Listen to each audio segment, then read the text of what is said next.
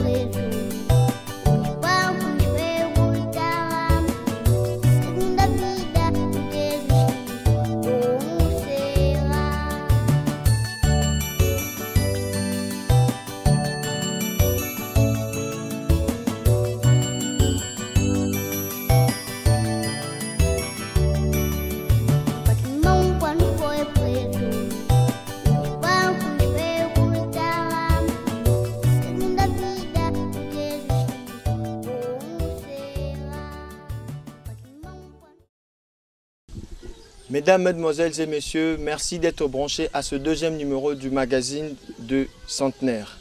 Aujourd'hui, je reçois Papa Guy Peleka, car il est l'un des catéchistes au sein de la communauté kimbanguiste. Bonjour Papa Guy Peleka. Bonjour Papa journaliste. Merci de répondre à l'invitation à Biso Lelo. Toko meka kobeta moi lisolo muke concernant le Christ. Alors, Papa Guy, Mbalaliboso Nayambaki, révérend Mario Soalezi, au hasard deuxième suppléant chargé de l'évangélisation et mission de l'église kimbanguiste. Et Nawapi, to Yokaki Malam, Malam Oupe, que Kolo Yesu, il est le même hier, aujourd'hui et éternellement. Alors, Tomoni Tenaba Yuda Tan Ayaki Nabouye Yaliboso, Akufagi na 33 ans. Alors, seconde venue à Christ, Oyoba kimbanguiste et Bazoloba, et na la personne de Papa Dialungana. Mais tout le monde Papa Dialungana a 85 ans. On a évité ceux qui parallélisme on ressent la monde. Merci Papa journaliste. Oui, le Christ est resté le même hier, aujourd'hui et éternellement.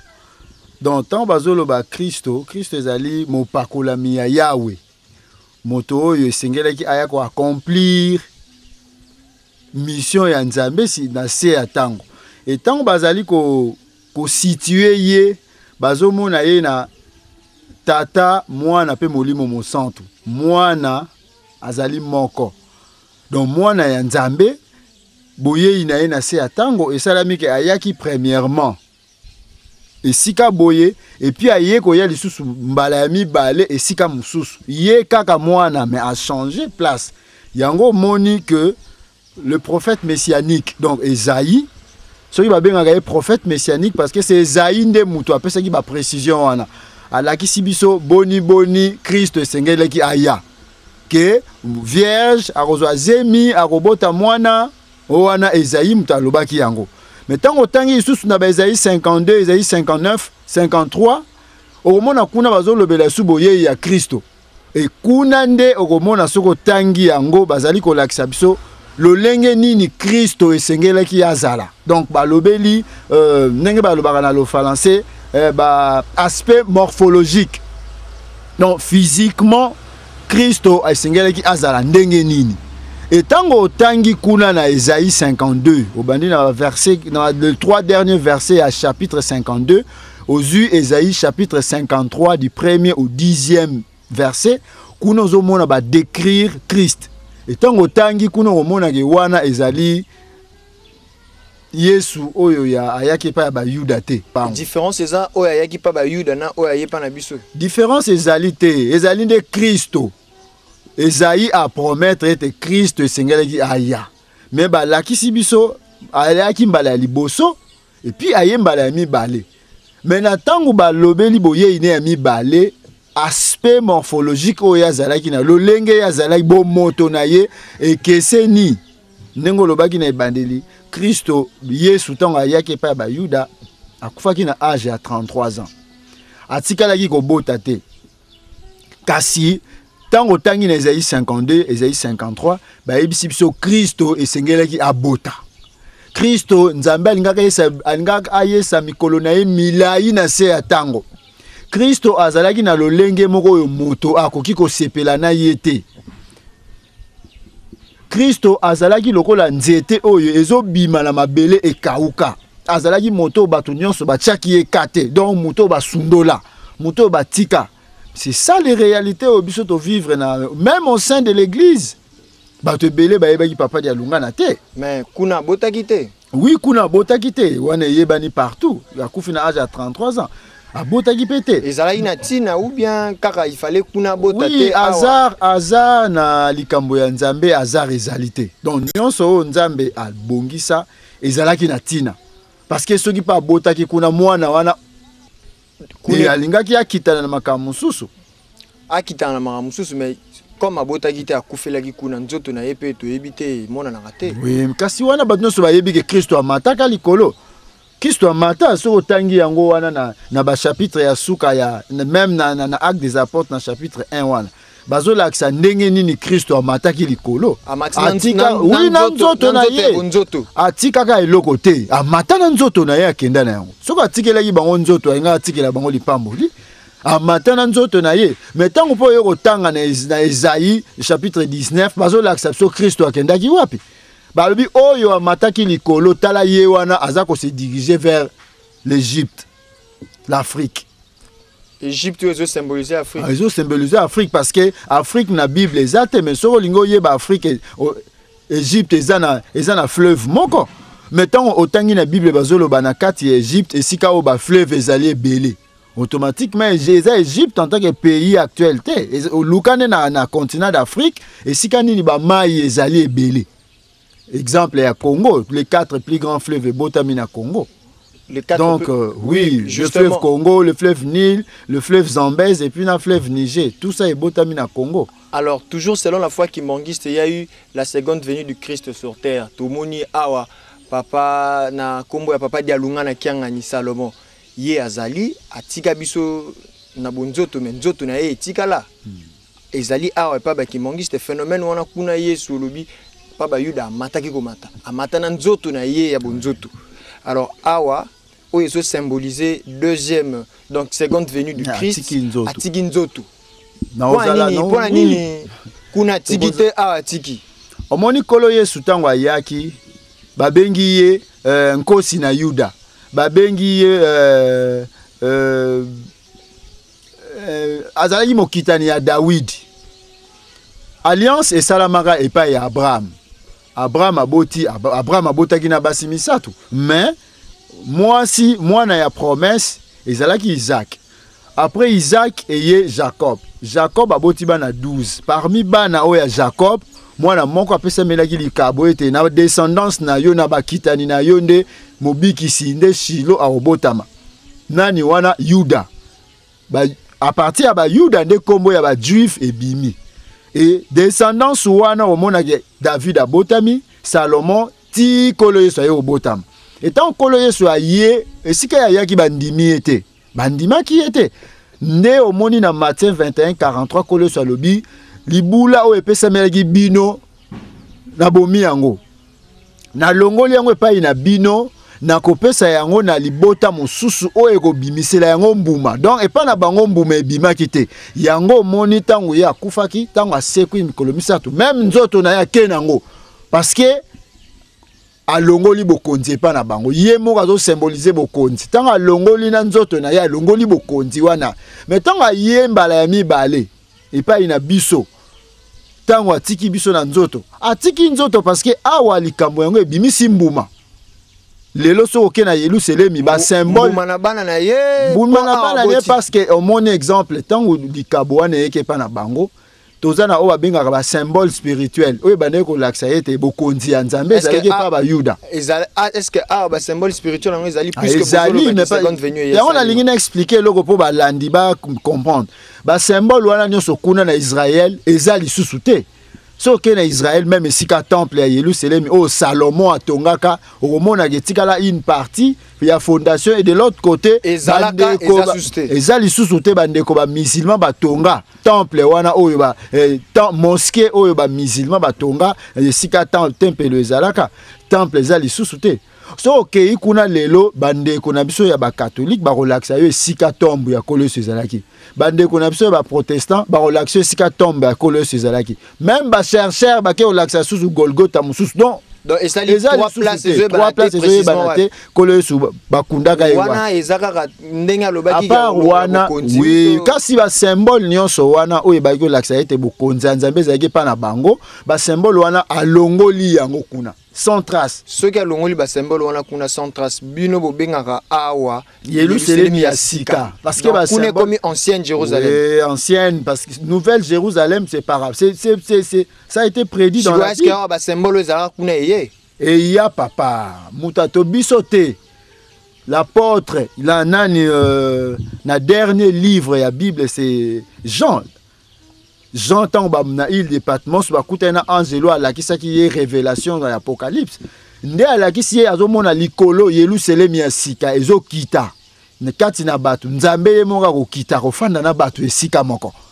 Yerusalem ya sika là c'est biblique oui oh asala batu pe banya oui akiti tiki likolo yo fanda déjà balakisaka yango na Bible et bato bakolanda ye bakobenga batu wana na kombo ya ye nzambe donc tant bazobenga ba israélien ezaki kombo balataki epa ya Israël de kombo ya Jacob et lelo so yoki bakimbangiste parce que kombo wana ya kimbangiste euti pa ya kimbangu nzambe na biso kimbangu biso tolati kombo na ye donc ba symbole spirituel nyonso oyo ezaka kuna na repese exemple mutatonga ki ba se mingi temple lokobana na mutabandi masolo wana na temple na sika ya ndako ya mokonzi ndako ya bakonzi tubazalaki na lingenda ya oyo ya Aaron voilà oyo Aaron azalaki na ngokane sacré sceptre tout ça kuna eloko moko ezali sute mais pas na biso bango bazalaki na mai oui bazalaki na mai mais lelo okendo moni une partie za na Jordanie une partie za na Israël ba soda ba telemaka wana pona kokengela mais lelo oyo ba symbole wana nyonso soko yepa na biso okuta yango abonné difforme temple oyo ya 100 mètres sur 50 construit par papa de Lungana Salomon papa de Lungana mtatongi temple soki oye omoni ndaku ya bakonzi ndaku ya 3 étages babenga yango na mintinu qui signifie palais de roi oye na nini oyo babengi mayankamba sango kena nani ayaka nkamba sans pourtant zo mayankamba yemba même na ba musicien ya mokili oye na mvoila ezali pa ya papa Simon Kimbangu kiangani ezali pa ya papa Simon Kimbangu atikele yango tomate vumana ezonge pa ya mama Mwilu apesi papa Diangenda atiki yango epa ya papa Dialungana et 9 ans après il y a transition papa Dialungana ye a remettre yango epa ya papa Simon Kimbangu kiangani donc lelo ezali pa ina ye donc signe nyonso ezalaka na Yerusalem ya kala et ye na Yerusalem sika oui totangi temple totangi palais de roi totangi mai totangi voilà et puis toyeko tanga ba mausolée na biso siko moni ba kimbango seigneur so bayaka ko bondela parce que na Yerusalem ya kala esika oyo Abraham asombaka mabele na terre de Canaan asombi mabele azwaki ntango ya biso ki na kufi na ngai na ba descendant nanga bokunda biso awa na ba mama donc Abraham Sarah Isaac, Rebecca, Jacob, les bangono so bakunda mage sika moko. Textuellement na biso soko ye na nkambo komona sika oyo nzoto papa Simon Kimbangu ya mama Mwilu, papa Kisolokele, papa Dialungana, papa Diangenda bango nyonso baza esika moko. Donc ba symbole nyonso spirituel oyo kuna ezalaka lisusu te et pas ina biso ezali. Mais bato ebele ba ebi yango te bakena kaka soit ba pèlerinage soit ba visite de recherche bakena Israël. Oui yango to yebisa bango ba ya na nkamba ba ko découvrir yango ete kuna na Yerusalem ya kala eloko ezamona ebengami déjà ya kala. Donc papa ya Lungana tango tangi okomona ke yende yemta tongi Yerusalem ya sika. Salomon ya sika banzembo pe ezali zo lakisa biso boni papa de Lungana nde Salomon oyo ekotonga Yerusalem ya sika. Pona nini Jésus kuna na bayuda longola ba biloko wana ezaki cause principale ezaki nini kanda kaka parce que kuna alongola ki bokonzi ya Nzambe pa na bango ba pesa ona libota oyo ekobimisela yango mbuma awa ebimisela yango mbuma église kimbangiste et bandi kotongama na 1960 après arrivé à nzoto papa Simon Kimbangu. Donc tozala ba 5 ans et quelques. Mais sur otali lingomba les a partout dans le monde, plus de 22 millions de chrétiens. Lingomba na fisa na tous les 5 continents. Donc, et puis paroisse respective. Oui, le vrai christianisme, la continuité du christianisme, c'est le kimbangisme. Ndenge nani Mikhail Gorbatchev alobaki que le vrai christianisme naîtra de l'Afrique centrale. Après si position en Afrique centrale. Mutu mwindu ta msusu ka kufi ndazwa mayele même soto boyi ba kufa soto ngbaza la vivant po ba misula mayele donc ba yankamba ba komona ba symbole spirituel nyonso ezaka suna Yerusalem ya kala te mais na Yerusalem ya sika. Mais kuna na Yerusalem ya kala ezaki symbolisé na roi qui était ce roi ezaki yemoko Jésus awa sikolo na Yerusalem ya sika nani azo conduire ba bloko nani sous l'égide to kasi to pesi exemple non na 1960 déjà le 1er avril avant nzoto papa Simon Kimbangu ekoma awa papa dia lungana kombo wana dia lungana ilaxi accomplissement qui engane d'une mission d'autrui donc ayaki kokokisa mission ya batu donc mission oyo le Christ ayaka nango na mbala ya liboso ezalaki ekatanaki parce que esika yelaki bandimaki yango te et alongoli yango le même mission aye nango awa parce que objectif ezaka bokonzi ya Nzambe ekitana se efanda pour que Nzambe reine wana e récupérer mokili oyo Satan azali kotambusa na ndenge na batu na ye. Soko tangi na Matthieu 4 omona Satan ayebisi nkolo Yesu soko fuka melinga na pesi yo mokili na bisengo na yango ba Kristo ne soto yebi ete mokili ezali ya Nzambe mokili ezali ya kolo Yesu mais boni Satan ayebisi soko fuka na pesi yo mokili donc quelque part yende manago diriger voilà pourquoi kolo Yesu sengaki na baye kolina e bobonde la kaete bokonzi Nzambe ya parce que so bokonzi Nzambe ye nde volonté ya Nzambe posa ya Nzambe kosala manase ndenge sala makana likolo parce que na likolo déjà tant ba bengana ka ye Lucifer ba bwaki ye bokonza Nzambe fandi yango bakitisi bokonza ngo su awa poke ba bengana Yesu po bokonza Nzambe kimia ya na mokili et lokole yaki pa ba Yuda na Yerusalem ya kala bandimite et ye na Yerusalem ya sika tozo continuer nkambe zo tongama na kosenga na régie a balancer les biso éléments ya papa Diangue na Kuntima Joseph dans Mbanza Congo et puis tokozonga tout juste après. Nsia miongo kundilu kyanzambi. Idesona mamukanda moyo kama nuko nsonegeledio. Kama nuko nsogeledio. Batata iba mama kumbanza Kongo. Nkana ndombe kwe katuka. Kwa sababu tuwilanga na mfumu Yesu mundele. Ve, mfumu Yesu kwa mundeleko. Yategeda kunutela ya iza kuku. Mfumu Yesu kwa mundeleko. Kadi nzebinzwa ya mama Maria nzebinzwa tata Josefu muna mugasa antulwa ekanda dina teyo wunuki pomu Yesu komondeleko vitu ya zai batata babingi batange finkanda fina fia fioti babi sondi basone kafio basone kavo emputu ngankyamie ndio mputu ntiankungulu. Merci na réalisation na ndenge bauti ko balancer les biso éléments to uti ko landa papa kiaka wa monamo toyoki papa Diangue na Kuntima kuna na message na ye mfumu Yesu ka mundeleko ve kolo Yesu azalaki mundele te aebinda kwa mama Maria aebinda kwa papa Joseph to banana azalaki mundele te. Disons que même le Christ Jésus tant azalaki na ba Yuda kuna azalaki mutu mwindu. Papa journaliste omoni likambe za na tangu na yango tangu tolandi papa Diangue nda se yem ta bâtir l'église. Le bâtisseur de l'église Kimbangis a tamboli partout dans le monde. Papa Diangue a sali ba voyage misatu. Sur na bosenité misatu to mine na Israël. Premier voyage nezaki na 1961. Et papa Diangue azaki parmi ba membre au ya comité et à reconstruction ya Israël. Bapona yango so ke na temple na biso ya matete okokuta symbole o ba pesaka ye kuna tanga kendaka na voyage na parce que bon mekano pe yaka tanga komi na Israël banga ba yeba est-ce que ezaka na nini premier voyage ezaki na 61 ake kuna 3-4 fois donc tanga ke fallait ba yeba po ba yeba déjà sangwa papa Simon Kimbangu mais fallait ba yeba est-ce que yem ta kitani na tata Simon Kimbangu et ba sengaka mbula bazaka na problème ya 3 ans mbula betaka te.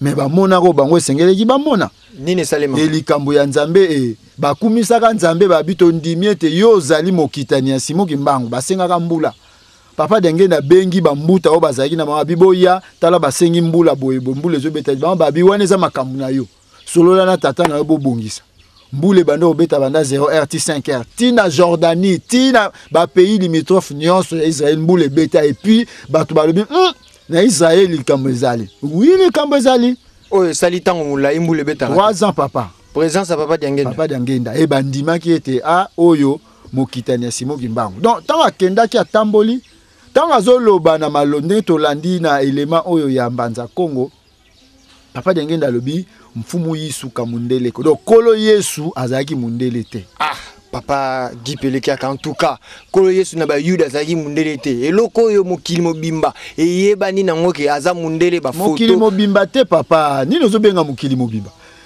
dernièrement année passée même tin Afrique peut te belé ba ebi Afrique ande muto esika bazoya ko lokuta ya mokili mobimba fande linde na Afrique mundele alambi lokuta na ayo fandi sango na Afrique l'actuel pape Pape François a ça la voyage mo en novembre il y a 2015 le 30 novembre azaki na Bangui mais OK kamusi batu o wana batu mwindu ba olobela ngote Pape azui ekeko ya mwindu ya mama Maria na ya mwana na ya mwindu aza ko embrasser yango embrasser keko wana simbi yango et puis ezaka wana te esika nyonso soko tali même na nini na Belgique, OK na France, OK na Londres, OK même na Liban. OK ti na continent d'Amérique, Brésil, na Mexique, na États-Unis d'Amérique. Na bamboka na so totangi, soki to stali, il y a plus de 140 plus de 140 représentations ya Maman Maria na mwana na ya mutu mwindu. Dans plus de 140 cathédrales au monde. Balakisi Maman Maria ya mutu mwindu na mwana na ya mutu mwindu. Siko tan yo yebisi ngai et puis soki kutu oyebisanga ke okolo Yesu azaki mundele. Kolo Yesu tango to koti na internet pona koyeba elongi en kolo Yesu to ke okuta plus de 30 batu ba joua film en kolo Yesu. Plus de 30 batu. Bactères américains, américains, bactères. D'abord, parlons de la race. Ceux qui au côté oyeba la race de Jésus-Christ. Exact. Moutono sa kota en internet. Kota en internet, tuna quelle est la race de Jésus-Christ. Exact. Bah comment va yebite? Parce que na kata ba yuda okuta ba yuda ya mwindu bazalaki. Même bango moko oyo lelo ba bengami ba yuda, baza ba vrai juif te, bazo ba juif authentique te. Ceux qui kasi on ceux qui yo lobike même ba yuda bango moko. Mais to yebi ba yuda bazana race du genre métissage. Ndenge nini kolo Yesu de l'époque azala mutu mwindu. Mais siko yo tango yo tuninga bongo za malamu papa.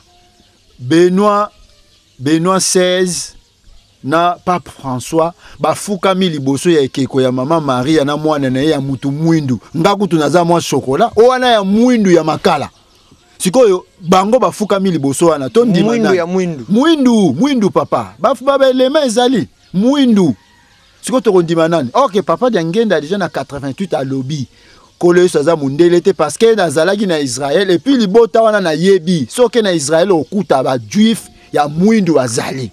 Donc c'est normal et puis c'est possible les gars à la mwindu. Mais place moko papa Dengenda lobby ayebi Maman Marie ayebi papa Joseph Penda. Oui ayebi parce que papa Dengenda akei na Israël. Akei na Israël. Ba photo zebele papa. Hein? Lukuta efandeli mingi na Afrique ndenge to lobby. Ba kosi biso mwa mingi. Awa so okena ba église ba cathédrale na biso okuta ba ekeko ya pembe. Mais pona nini ye pape na oya longwa ki et puis ba biso ezandenge na bango même ba pape non même ba Jean-Paul II na salwa na bango no ba fuka marawana ba tia photo ya Maman Maria ya mwindu na mwana na ya mwindu. Tokozonga tosenga lisusu muke na regia balancer biso élément moko ya président Mobutu na intervention na et puis on se retrouve tout juste après. Nazali kokoma pe na makambo mosusu oyo ekobebisela biso mboka. Makambo ya ba secte. Tulingi nzambe me nazali komona na maye na ngai nzambe yango eseleki mingi. Nakomi na mbandaka. namoni groupe ya bamama moko banso kitambala ya pembe bilamba ya pembe bazobetaka maboko na katikati na bango nabi uyu nani moninga na ngai moko tosalaki place na mbandaka ya komisango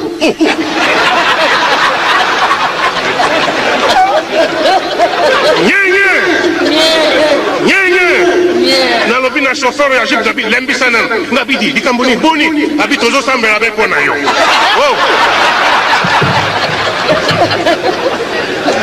tokosuka wapi nyenye okokoma na chef lieu ya région mosusu okokuta un commerçant failli elingi koloba asali commerce akui na faillite tongo etani akomi na sutane ya bamonseigneur bouton ya motane ekoti ndenge mo ya motane na mutu mais okotuna na gouvernement je le connais azalaka moto ya baboyeboye na boye abi ya ye waya lelo azali monseigneur asi aumeli na kati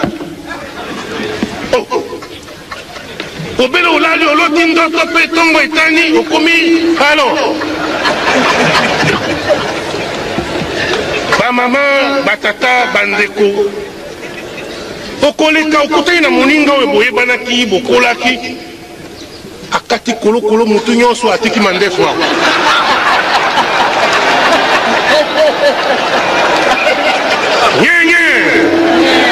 nyenye balobi o azali pape na eloko moko boye citoyennes, citoyens, nous rions, mais où est-ce que nous allons avec tout ça? Mais est-ce que est avancée République du Zaïre ou est-ce que nous reculerons avec ça? Tukozunga sima na makambo ya ndenge wana. Oloti ndoto tongo yo papa. Oloti ndoto tongo yo mose. Oloti, ce n'est pas sérieux. Ezali sérieux dès. En 1921, na pas Zaïre. Oyoka tu makambo nini malekati. Oyo bandeko babengaka bango bazali na kati na Zaïre, bazali kosambela nzambe ya Kimbangu. Kimbangu azali moto moindo ndeko na biso na bino lokola tozali awa. Alobi boye namoni nzambe. Nzambe alobi na ngai boye. Asalaki na Kimbangu nini? Bakangi ye condamné à mort.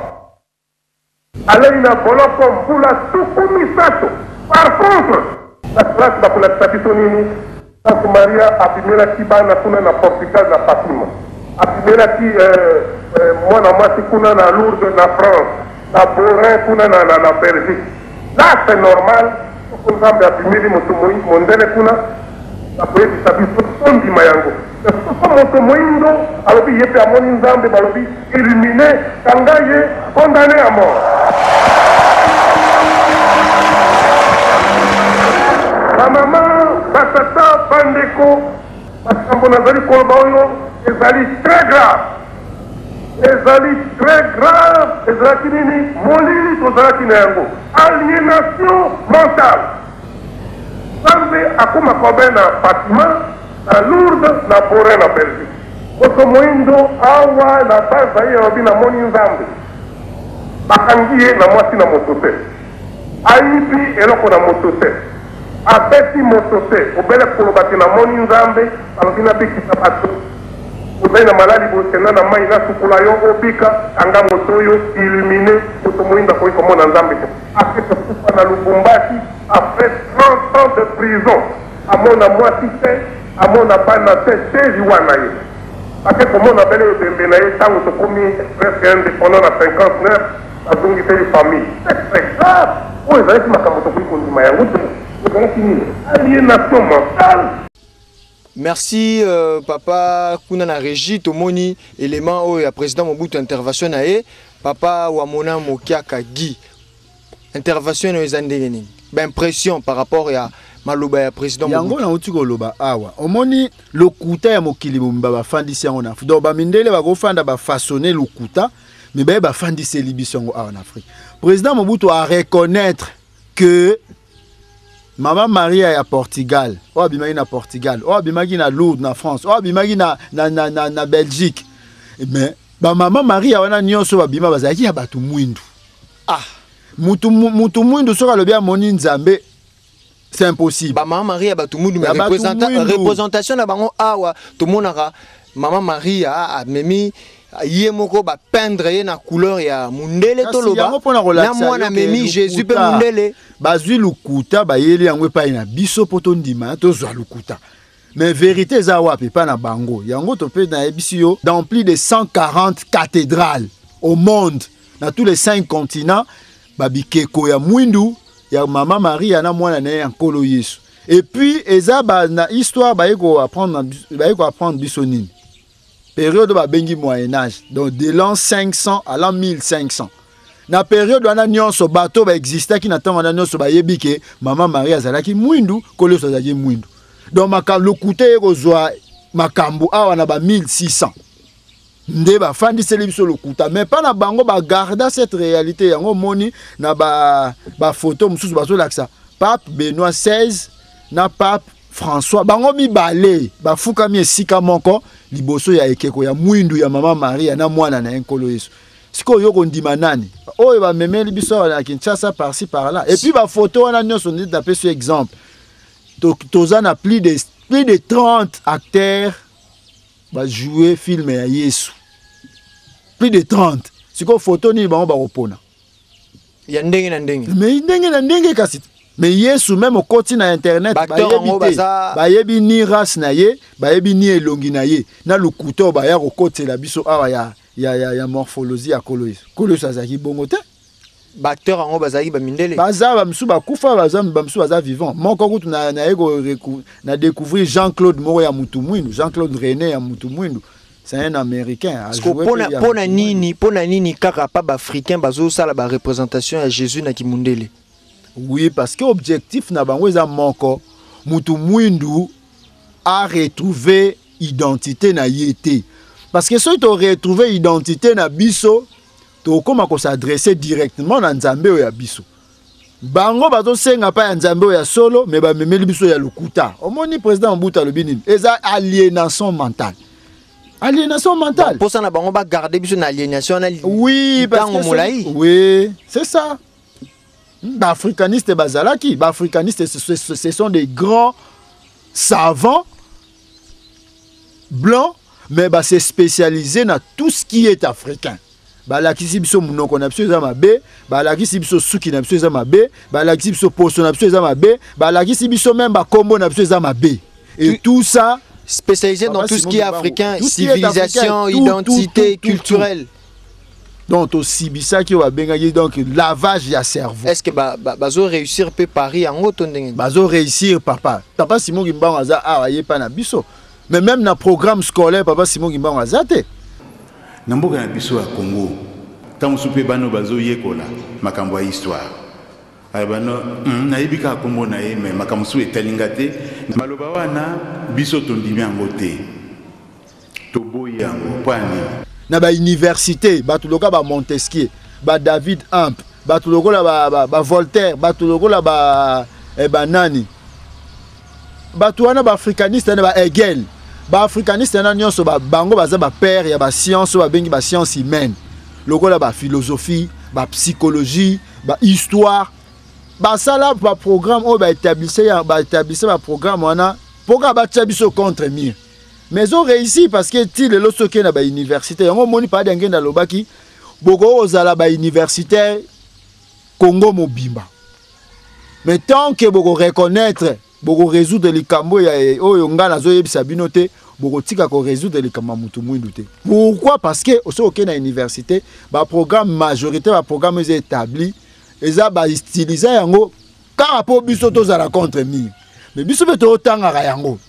Yango moni papa na biso azalaka papa colonel Yefa azalaka na 3 doctorats. Mais papa denge na pas la kisaye ke wana te muteko résoudre des problèmes ya mutu mwindu. Asalaka oye papa Yefa monaka esengeki komona ti papa Yefa ayo koma mundimi munene akomi makasi. Non pas par rapport ya ba doctorat na ye, mais par rapport ya makambo ya zwaki pa ya papa Diangenda. Papa wa mona mogi pele kiaka tozali ko voler toujours na magazine na biso ya centenaire ya papa Dialunga na kiangani. Tozonga non mo muke place ya kolo Yesu aza mundele toyebi ke lelo yo na koloba te ke kaka na Afrique mena mukili mobimba. ba photo na ba magasin na ba église même pas na biso na RDC na Kinshasa partout ozomona na ba église ba afficher elongi ya Jésus mundele partout ba voiture ba message ba image ba vidéo et puis ekoti ti pa bana mike Yesu Jésus na Israël azaki mundele et puis les lopeso ba bozomona ba israélien na race na bango carrément et ça li conjonction de fait donc ekokani ndenge moko Yesu azalaki mundele. Il nous appartient on dit papa Simon Gimbangu kombo ya Gimbangu elakisi nini mokundoli ya maema bombama na kuku azobimisa yango na pole. Donc vraie mission à papa Simon Gimbangu yango yo moni le kimbangisme yo fanela l'esprit de vérité ba le Yesu alobi ayebisi ba yeko na makambo ebele na ayebisa bino mais boko ko comprendre ngo sikote mais tangu yé l'esprit de vérité akoya akomema bino na solo nyonso parce que ayebaki ke na Afrique na Congo lokuta na lokute fandi et sengelaki na molimo mosanto aya po alongola lokuta wana tokozonga moi peu moi msima tokosenga na régie ya balancer biso élément moko ya papa diangenda et puis tokozonga moi muke nsia miongo kundi lukianzambi idesona mamukanda moyo kama ndiko nsonegeledio kama ndiko nsogeledio nkanda ndombe kwekatuka kote mtuwilanga na mfumu Yesu mundele ve mfumu Yesu kwa mundeleko yategeda kulutela mu yayiza kuku mfumu Yesu kwa mundeleko kadi nzebinzwa ya mama Maria nzebinzwa tata Josefu muna mugasantulwa ekanda dina teye wunuki mfumu Yesu kwa mundeleko. Papa Guy Pelekiaka touti kolanda élément lisusu ya papa diangenda lobeli kaka makambo sur la représentation de Jésus suki milai puisque yeba ini mandefu zéro faute ndenge zalaka na kisasa babenga ngo acha zéro faute suki milai la lisa mwanza mbalalata na poso mundele habité soki yango ndefo ko admettre même ti ya bana mike bayebi yango lokuta wana efandi ekoti biso tina makila soko landi papa Simon Gimbangu nde kolongwa na lokuta mais tant que olandi papa Simon Gimbangu te ozo tikala kaka na lukuta wana ezo kota yo ti okelo kufa parce que bada ngenda abe mutu munda koma mayele soka kufi donc imaginez mutu akufi nda komi mayele siko mayele wana o servi na nini na mukanda ya Nzambe na 1 Corinthiens 11 Paul azo loba azo teya na bana mibali ba garder ba suki milaite moi sinde a garder suki mais mobali te senga balanda ye Paul l'apôtre Paul bolanda ngai parce que nga pena la ninkolo nanga azaki na suki milaite identique na nkolo na ye donc soko lo bina kolo na ye kasi nkolo na ye moko Paul nani mutabimela ki na nzela mayus ezaki nkolo Yesu mutabimela ki ya bomi misutina ndenga ye kokoma parce que abane ko persécuter ba sali nkolo Yesu mais tant nkolo Yesu abimela ki ye nde a changer philosophie a comme ce ko défendre nkolo Yesu et à sengi na bana mibali ba garder soukité parce que ezali ko déshonorer mon kondina yo puisque autant yo zui kolo so tie souki kaka puisque azali pe na zéro faute ndeto yebeli même nanga pe ndenge na yebeli papa nanga so kaso yo olanda ba africaniste olandi mais ngana yebisio papa Simon Gimbangu mokundoli ya maema bombama na kuku abimisa yango na pole nda yeli biso solo yango ezobima na gimbangisme okendo luka solo esika musute oko luka solo esika mususu te confusion mo ezate parce que okotanga na Bible balobi Messi attend alingaka ya il fallait abota Messi attend alingaka ya alingaka za na mikolo milai na se atango wana eza nkolo Yesu te wana so koloba nini ke Bible kosi te ezaka kana ba attribution na te za na makambo ebele oyo batu bayebi sur Jésus na ba na kati na okata yote to baksa élément mususu omoni na document oyo ezali document ya bandeko na so ba témoin de Jéhovah na document oyo bandeko ba témoin de Jéhovah bazo démontrer comment bokonzi ya Nzambe ndenge komama na Matthieu 24 ke bokonzi ya Nzambe kolo so alobi bokonzi botuna ba ye koli batunie me ba symbole nini e ko l'acception ke bokonzi ya Nzambe yi bilembo nini e l'acception ke yo kolo Yesu oye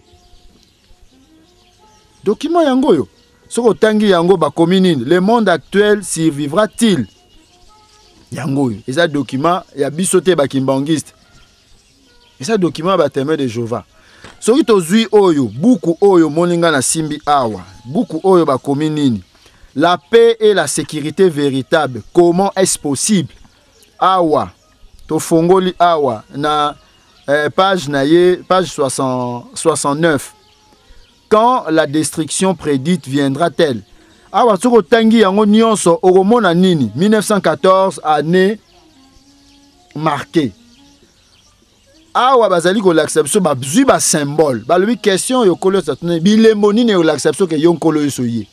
Ba pesi ba signe, ba pesi ba signe et pour na bande ko na biso ba témoin de Jéhovah, ba lobi kolo Yesu banda 1914 tina 1918 na période wana première guerre mondiale kolo Yesu azongaki déjà na mokili. Abanda wana seconde venue 1914 1918.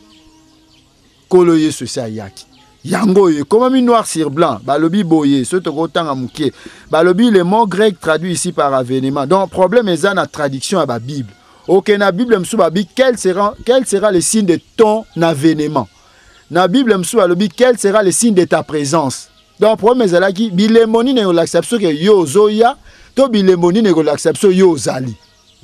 Donc ba témoin de Jéhovah balobi question est là qui ndé bilemboni nezo l'acception que yo oye pe ozali et ba confirmer c'est la période où on a la première guerre mondiale de kolo Yesu ayaki o isa ba témoin de Jéhovah tozui dans document ba témoin de Jéhovah ba communini les signes le mot grec traduit ici par avènement et parousia il signifie présence ou état de ce qui est présent. Ainsi, quand les signes seraient visibles, cela ne signifierait pas que le Christ arriverait bientôt, mais qu'il serait déjà revenu et présent. Donc, tant que le symbole ou le signe on colle ça fait ça qui dans Matthieu 24, guerre nation contre nation, royaume contre royaume, nzala, tremblement de terre. Tant que le symbole wana, ezo laxate que colle ça zoyate, colle ça za déjà wana tant que symbole wana ezo salama. Azali présent, azo régner invisiblement. Yango bomoni na tawana nyonso azalaki na ye tina 2000 tango akomi ndenga komela ki wana na nzoto na ye lembi. Akomi lokola mutu amona ni tina te mutu soka nani oh ah bakimbangiste oyo wana tata oyaza azo tanga soyi. C'est ça. Bible nde mutu elobi bongo. Il fallait akoma bongo. Ndenga komaki bongo tango yozo tanga na mukana ya Nzambe otali na Isaïe 53 ndeko mona makambo wana nyonso. Donc oh wana ezali kolo Yesu ya ba Yuda te. Kasi ezali papa de alunga na kiangani. Et tango toyo kozwa awa na ndeko ba livre na document na biso mususu oyo ya bandeko ya ndeko na biso ya témoin de Jéhovah awa. Ba lobi nini? Ah bah ici sur des événements ayant un signe significatif spécial.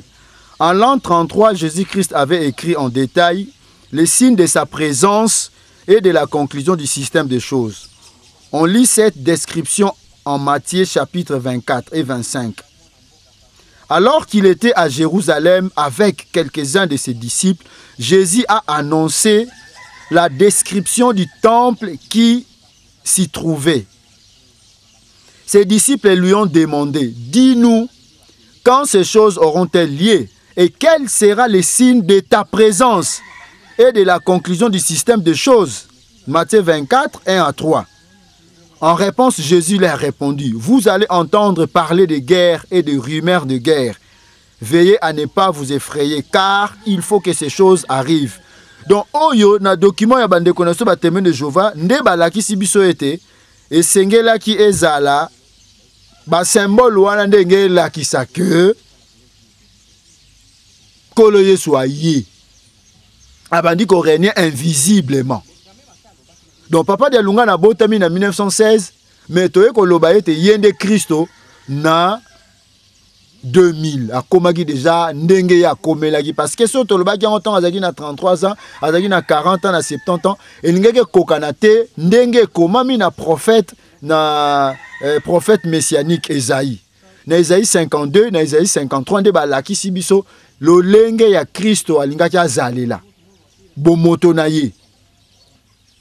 Papa de Lungana kiangani. Awa balaki sibiso ete kolo Yesu na boye ina mi balé sengela ki abota et sengela ki e ba symbole oyo ba signe oyo apesa ki bande connaissons ma témoin je vois l'accès était de 1914 à 1918 de Christo ayaki pour nambala ya mibale. Et papa de Lunga na botami en 1916 en pleine guerre mondiale. Maman Maria o abimaki na Portugal na Fatima. Yépe ayaki na le 13 mai 1917 à Lobi. Kole ce soit botami au nord de l'Angola. Et mutabimisi vérité on a c'est le pape Jean-Paul II. Et au mona bango banda pape Jean-Paul II, Benoît XVI, François Ier, bango nyoso bazo ke no fuka maliboso ya Maman Maria ya mutu mwindu na mwana na ya mutu mwindu. Siko yo ko yebisa nkolo yeso azaki na rasini. Soki papa azo fuka ma azui yango embrasser ya baiser yango. Mais biso en Afrique batindeli biso ekeko ya mundele.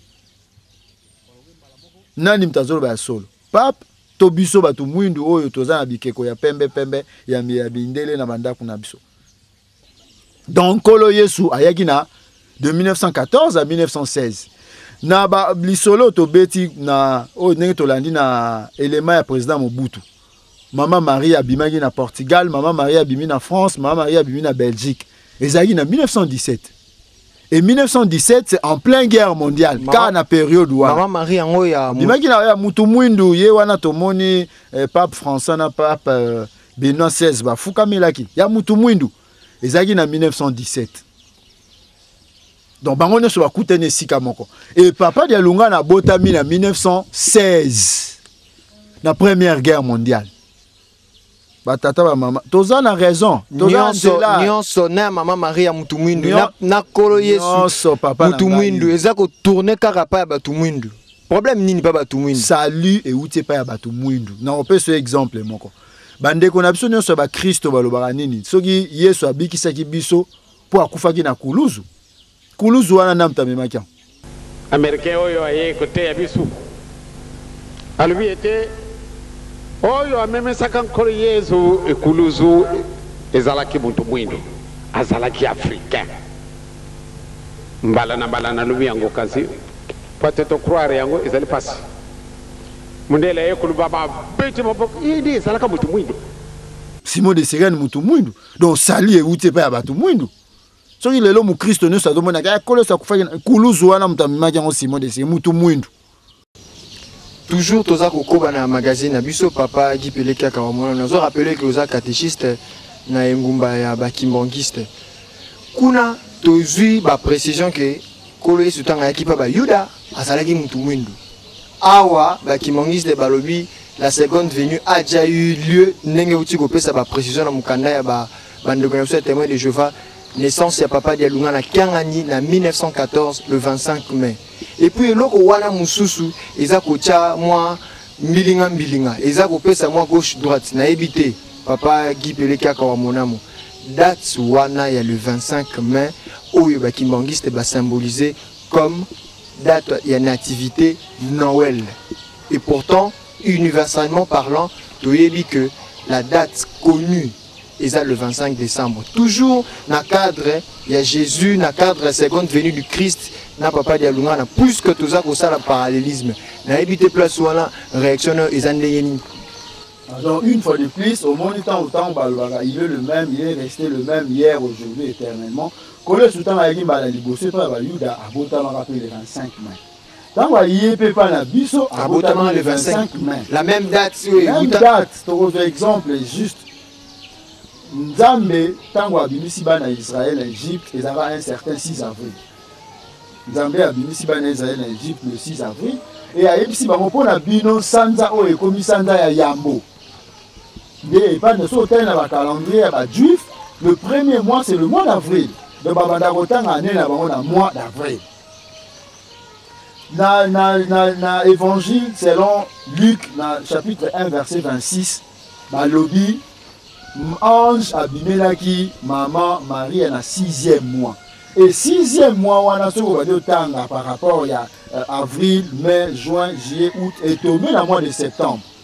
Donc à partir de septembre soko tangi 9 mois et puis ça yoti na mois de mai. Et mutu oya ganga kito ala kisaki na mokili de Noël ezalaki le 25 décembre te to bana ina papa Simon Gimam. En 1921, déjà papa Simon Ngimba autant bakangi bazo kedene ninga salaki tour ya mboka na biso balongole na ba Congo azui Bandundu azui Équateur azui province orientale akomaki na Kisangani. Le 25 décembre 1921, Noël a fêté na Kisangani. À partir de Kisangani déjà ebisani bato. Tant bato sepela Noël a ebisi bango kolo yo sabotama le 25 décembre T. Mais bogoye ba yango mikolo goya. Wana zana neni 1921 le 25 décembre. Même Lilobana, papa Dengue n'a pas vu yango. Bozo fêtait le 25 décembre, en plein fête, papa Dengue n'a vu micro, il dit ah, le 25 décembre. Et au sein de l'euro, tu as dit quand même, Mikolegoya, Bogoye, Bamukolo, Kolo, Sabotaman. Et tant que tu as comme le 25 mai 1996, en fait, papa de Lunga, dans le micro, na yeta mazoloba, a gagné Noël. Noël, Bamuta, Bazayona, Bayembango. wana ezalaki wapi Nankamba, en 1996. Bamuta, Bayembango, papa, au moni, Noël, les avana décembre, yo gangi déjà, les deux hommes Kolambo, Tamana yo. Papa de Lunga, Nathalie Bango, a zongi ici micro. Noël, Noël. C'est la confusion. Chance que tu vas bouter belé, on a pu akeda na Lubuako. Donc, tant que gangi, ba recherche, bandi, ba komi ko luka. Si tant que tu as 2000, en 2000, officiellement, tu as une confirmation que Ngoloye soit Botama le 25 mai. Il y a un moment où tu as dit le 25 décembre. Donc, comment fêter le 25 mai? Oh yo, Botama Yaboye, il est le même hier, aujourd'hui, éternellement. Lenga Yakamba Libosa Botama le 25 mai. Tant que Yépe dans la seconde venue, ah oui, pas il y a Botama le 25 mai. Pour la confirmation concernant le 25 mai aux dates, il y a papa Dialunga na Kiangani Salomon Paul, où il a symbolisé la seconde venue du Christ à Wanamukil Nabuso et puis surtout il pas Kimbangiste. Tout ça en a régi à balancer les éléments encore sur le vérité concernant le 25 décembre. La naissance de Jésus est célébrée par les chrétiens d'Orient et d'Occident le 25 décembre. Mais Jésus est-il vraiment né un 25 décembre? Bienvenue dans un nouvel épisode des Fêtes de Noël pour la petite histoire. Depuis la nuit des temps, que ce soit dans les pays celtes, à Rome, en Europe du Nord, tous les peuples célèbrent le soleil, la lumière, le renouveau et les bonnes récoltes à venir à travers des manifestations souvent païennes. Si l'automne est associé aux morts, Noël, quant à lui, est symbole de joie, de chaleur, de lumière et de partage.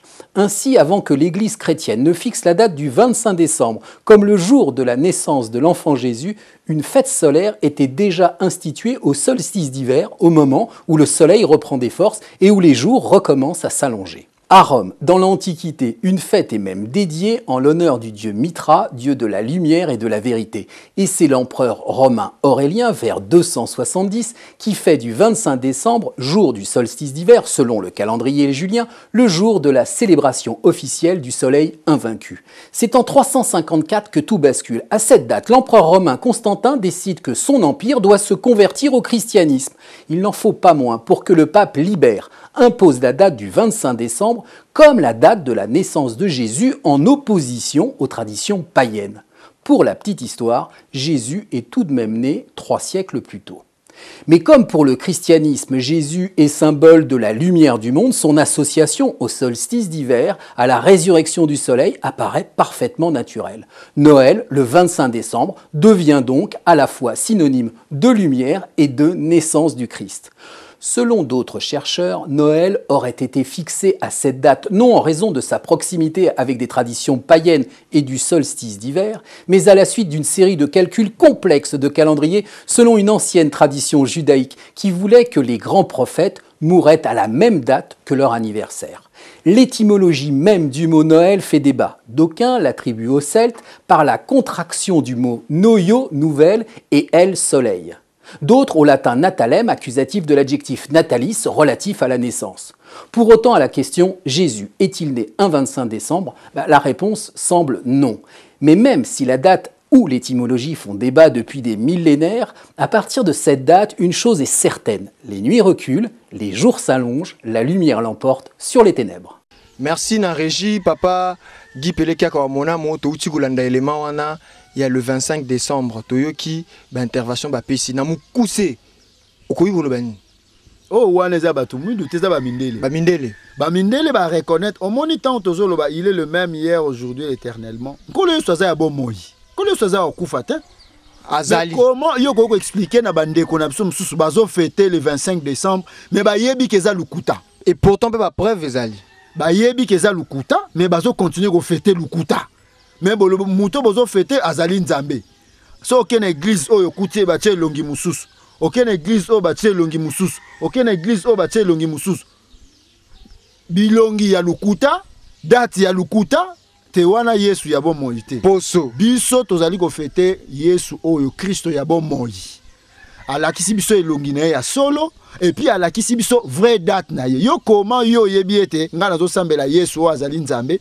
mais na fetaka mukolo ya lukuta et puis ozwi photo ya mutu moko boye azana ya bomoi parce que bato wana mingi bazali o chepe photo na yo wana na ndako fuka mozo sambela oyebi ke d'abord eza yete azo fete be mukolo ya kufa nenge peka ozolo baboye régie place azali bazo balancer biso ba bilongi wana ba joua rôle ya Jésus et papa Guy Peleka ka mona mokuna kolo Yesu tanga kitaki na ba yuda azalaki mutu mwindu ndenge te uti kolanda pe ndenge uti koloba professeur alobi yango papa diangi asali déclaration wana wapi na Mbanza Congo kuna esika makambo kangamaka kuna nde sika papa dange na lobi makambo na biso nyonso ezali awa na Mbanza Congo kuna nde sika makambo no fongolela tokobeta lisolo wana na numéro na biso koya prochainement mais pona na pongi ya boyinga tozo kende lentement sûrement na magazine na biso concernant le centenaire de Papa Dialunga Nakangani qui symbolise et incarne la seconde venue du Christ sur terre. Papa Guy Peleka Kawamonamo puisque année eza année à centenaire ya Papa Dialungana mais ba oyo baza aliéné ba sala nini po bazonga na nzela. Na merci na baebanso bazali kolanda biso omoni de Papa Simon Ngimbango aza nzela nkolo Yesu ayebaki ke tant azo atali ba yekolo ya bi makambo na za nango so na yebisi bango ba supporter yango te alobi. J'ai encore beaucoup de choses à vous dire, mais vous n'arriverez pas à les comprendre. Mais lorsque le Saint-Esprit viendra, il vous conduira dans toute la vérité. Tant que molimo mo santo akoya akomema bino na solo nyos. Donc, makambo kole so lobaka kunate na Bible comment m'a répété. Mais tant que molimo mo santo aye yem tsuka bandi ko compléter. Non, ta la place boyelo ko boye comment m'a gité ezaki boye. Tala Adana Eve bazalaka place boye. Tala basalaka boye. Tala Adana Eve bazalaka banani. Tout ça le Saint-Esprit a eko compléter yango. Tant que Papa Simon Ngimbango aye yenda memi biso na nzela wana la vérité. Donc to landa yenda relaxa biso pour les nyons. Tant que on dit Tata Simon Ngimbango te yeba ke kotika ya kobunga libela. Merci Papa Guy Peleka Kawamona. Mon azo rappelé que vous allez catéchiste na église kimbangiste. Merci d'avoir été avec nous. Merci Papa. Merci à tout le monde qui nous suivait partout ailleurs et merci également à l'équipe technique. Nous étions avec Papa Nzuzi Makanzu l'incontournable et pourquoi pas Papa Feli Moussangi. Et merci aussi à ceux qui nous suivaient partout, surtout en Kamba, la Nouvelle-Jérusalem. Au revoir.